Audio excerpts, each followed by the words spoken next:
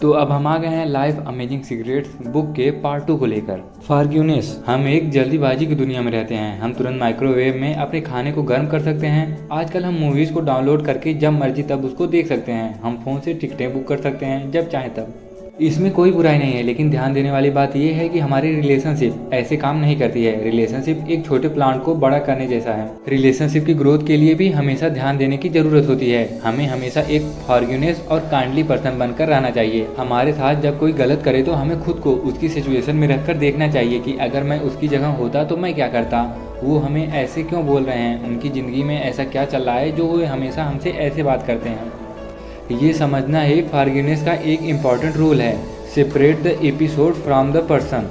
Physical violence में weapon का use होता है और इमोशनल वायलेंस में वर्ड का यूज़ होता है। हमारे द्वारा बोले गए शब्द दूसरों पर ऐसा असर करते हैं जो कभी कभी ज़िंदगी भर ठीक नहीं हो पाते हैं। हर कोई अपनी लाइफ में चुनौतियों से गुजर रहा है, इसलिए हमें परिस्थितियों को उनके अकॉर्डिंग समझना चाहिए। जब कोई हम पर ब्लेम करता है कि सारी प्रॉब्लम तुम्हारी वजह से हुई है तो हमें गिल्टी फील होती है। और यही चीज़ जब हम किसी को बोलते हैं कि ये प्रॉब्लम तुम्हारी वजह से ही हुई है तो उसे भी बुरा लगता है। हमें ये सोचने के बजाय कि प्रॉब्लम मेरी या उनके वजह से हुई है, बल्कि ये सोचना चाहिए कि ये सिर्फ प्रॉब्लम ही है। ऐसा सोचने से हम खुद को और दूसरों को प्रॉब्लम से अलग कर पाते हैं और इससे प्रॉब्लम का हल भी निकल जाता है और हम सामने वाले इंसान को माफ भी कर सकते हैं। Association is important. संगति महत्वपूर्ण है। रिलेशनशिप के बिना लाइफ को इमेजिन करना मुश्किल है। इस दुनिया में सक्सेसफुल होने के लिए हमारी एसोसिएशन बहुत जरूरी है। हमारी एसोसिएशन या बोले तो हमारी संगति हमको ऊपर भी उठा सकती है या जितना आप सोचे नहीं होंगे उससे भी ज़्यादा नीचे गिरा सकती है। संगति का मतलब यहाँ जनरल फ्रेंड से नहीं।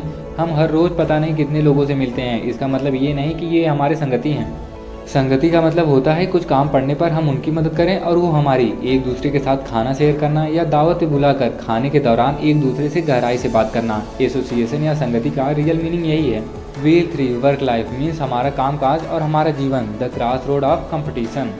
जहाँ हम वर्क करते हैं वो चाहे हमारा ऑफिस हो या क्लासरूम हो, दोनों जगह हम खुद से कंपेयर करने के बजाय हम दूसरों के साथ अपना कंपेयर करते हैं। और जब हम खुद को उनसे आगे नहीं कर पाते हैं तो हमें उनसे ईर्ष्या होने लगती है। हालांकि ये फीलिंग इंसान को अंदर ही अंदर खोखला बना देती है। जो क्लोज माइंडसेट के लोग होते हैं वो दूसरों को हराकर आगे बढ़ते हैं, लेकिन जो ओपन माइंडसेट के लोग होते हैं वो अपने आप को ही हराकर आगे बढ़ते हैं। मतलब उनका कंपटीशन खुद के साथ होता है। वो अपने कल वाले रूप को अपने आज वाले रूप से कॉम्पिटिट करते हैं और आगे बढ़ते हैं। हर दिन वो खुद को बेहतर बनाने में लगाते हैं। हमारा ये एटीट्यूड हमको जेलसी, इनवी, इनसिक्योरिटी से बचाता है और साथ ही हमको हमारे पोटेंशियल को पहचानने और सक्सेस दिलाने में हेल्प करेगा। हमें अपने लाइफ के पर्पस को जानने के लिए सेल्फ डिस्कवरी की यात्रा पर निकलना होगा। हमें खुद से कॉम्पिटिट करने के लिए पहले हमको अपने बारे में ये सब जानना होगा, जैसे हमको क्या पसंद है, दूसरा हमको क्या नहीं पसंद है, तीसरा हम अपने फ्यूचर में क्या बनना चाहते हैं। ये सवालों के जवाब खुद की सक्सेस के लिए खुद से पूछना चाहिए। दोस्तों, हमें गिफ्ट को पैक करने की ज़रूरत क्यों होती है? क्योंकि हमारे गिफ्ट को रैप करने से सामने वाले का उत्साह बना रहता है। ये जानने के लिए कि इसमें क्या है। गॉड हमें बनाते वक्त हमारे टैलेंट और हमारी स्किल्स को कवर कर देते हैं ताकि हम उन्हें डिस्कवर कर सकें। अगर हमारे पास हमारे टैलेंट और हमारी स्किल्स को डिस्कवर करने की जर्नी नहीं होती तो हमारी लाइफ बहुत बोरिंग होती। हमें अपनी लाइफ में हैप्पीनेस खोजने के लिए ज़रूरी नहीं है कि कुछ एंटरटेनमेंट हो। हमारी लाइफ खुद ही इतनी एक्साइटमेंट है कि हम हमेशा खुश रह सकते हैं। इकिगाई दोस्तों, इसमें आपको जिंदा रहने का कारण पता चलता है और आपकी लाइफ का पर्पस क्या है ये पता चलता है।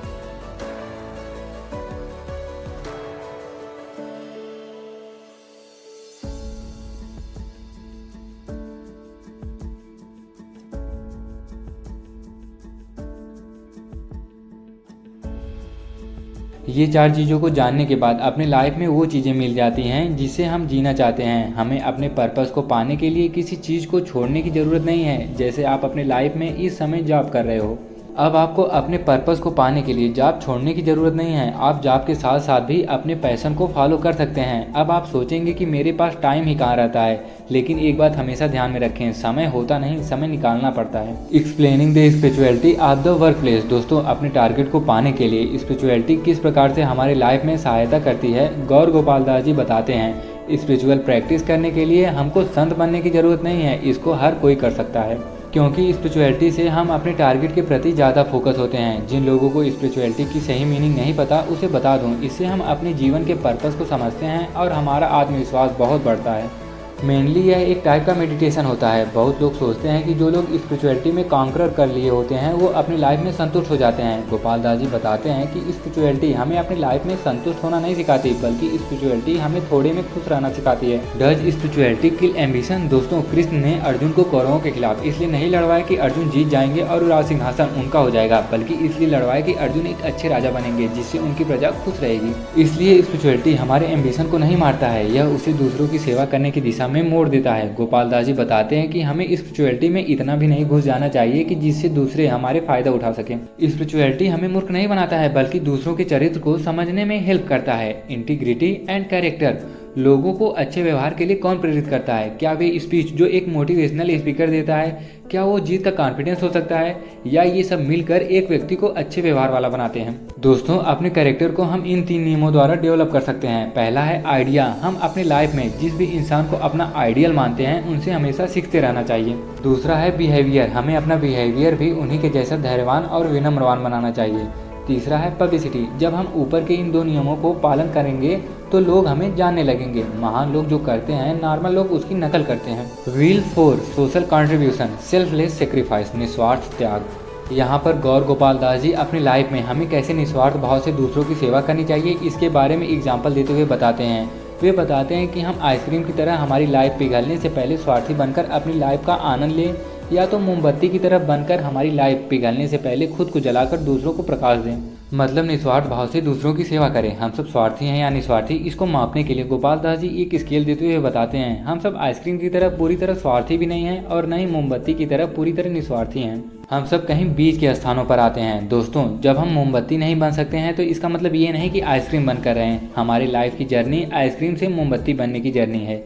Firstly our family. दोस्तों, हमारी जो आइसक्रीम से मोमबत्ती बनने की जर्नी है वो कहीं से तो शुरू होनी चाहिए। प्राय लोग निस्वार्थ भाव से दूसरों की मदद करते हैं। वो राह चलते या गरीब आदमी भी हो सकता है, या मंदिर भी हो सकता है, या अनाथ आश्रम भी हो सकता है, या तो कोई स्कूल भी हो सकता है।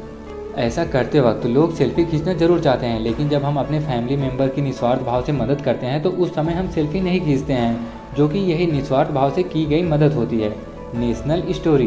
दोस्तों, जब हम अपनी निस्वार्थता का दायरा बढ़ाएंगे तभी सही मायने में हम सोसाइटी और अपने देश की प्रभावी रूप से सेवा कर सकते हैं। इसका उदाहरण आप अपने सैनिकों की वीरतापूर्ण प्रयासों से देख सकते हैं, और उन पॉलिटिशियन में भी देख सकते हैं, या उन समाज सेवकों में भी देख सकते हैं जो निस्वार्थ भाव से देश चलाने में हमारी सहायता करते हैं। ज्वाइन सर्विस, सेवा में आनंद।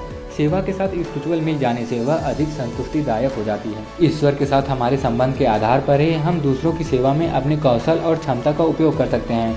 यदि ईश्वर के साथ हमारे संबंध अधिक लगाव वाले होते हैं तो हमारे अंदर निस्वार्थ भाव से सेवा करने की ताकत बढ़ जाती है। स्पिरिचुअल प्रैक्टिस से ही हमारे अंदर सेवा का भाव उत्पन्न होता है। कोई व्यक्ति ईश्वर के पवित्र प्रेम का अनुभव कर रहा है तो इसका ट्रू कैरेक्टर ये है कि वह संसार के मनुष्य की पीड़ा और संवेदना को अनुभव करता है। हमें सही कार्य सही प्रयोजन के साथ सही मनोभाव से करना चाहिए। यह अध्यात्म की श्रेणी में आएगा। इसी के साथ हमारी आज की ये बुक खत्म होती है। अगर आपको भी बुक्स की समरी हिंदी में जाननी है तो चैनल को सब्सक्राइब जरूर करें, क्योंकि मैं इस चैनल पर बुक्स की समरी हिंदी में बताता रहता हूँ।